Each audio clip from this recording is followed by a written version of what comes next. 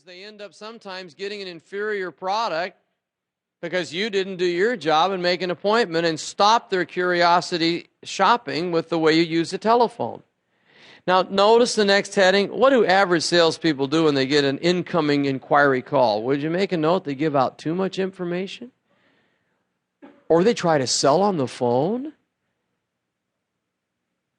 I mean, I've heard stories where a man or woman was referred to someone in the network marketing business, and this person calls up and says, yes, I was referred to you by Bob and Sally. Tell me about what you're doing.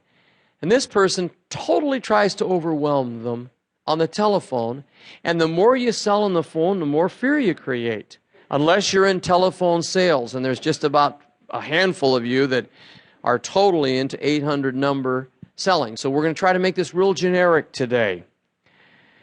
Now, we have done some studies on the telephone, and we're going to answer this next question. Which callers are the toughest to control? Would you write the ones with the most money? See, the people that have the most qualifications to say yes are also the tough ones. They're the ones that are somewhat nasty. They want all the information, don't want to give out their names. Now, we find this particularly true in the profession of real estate. The ones that have the money to buy a fine property got the money because they're tough and somewhat nasty when trying to be sold. The people in real estate that call up and say, hi, I've got all day to look, and my name, and they spell it, and they're wonderful people. They just have no money. So the better you are at technique, the more you'll do business with the more qualified people when you pick up a telephone. Now, I believe there's 3 goals when any voice gets on that phone. Now, let's look what it says. What is the goal of the professional? Number 1, get their name. Make a commitment that if anyone calls, I'm getting their name. Now, the way you get their name is when they call and say, I'm calling about your whatever. Just say, oh, yes. By the way, my name is. Remember, by the way? By the way, my name is. Give your name, and then you must say, may I ask who's calling, please? Now, if you will say, oh, yes, by the way, my name is Jim. May I ask who's calling, please? You'll be amazed with that phraseology, how they say, well, this is a Bill Smith.